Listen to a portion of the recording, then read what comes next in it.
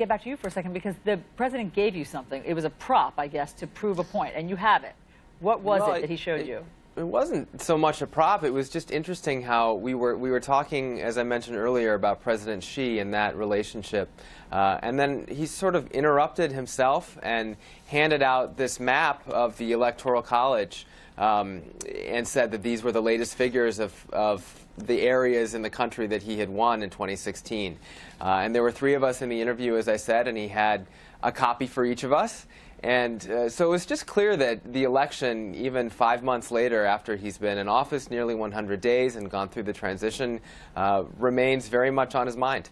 Was it about his feeling of success, or did you feel that he still feels he has to prove that he won because there's so much cynicism?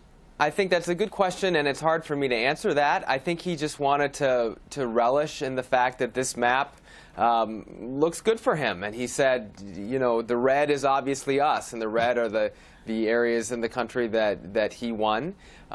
So he's just very proud of it. And whether that's rooted in a sense that he still has to prove that he won, or that he's upset that the media got it wrong in terms of the predictions ahead of time, it's hard for me to say. But he certainly wants people to know, and he really enjoys looking at that map himself and sharing it with others. A map was big for you too, Phil.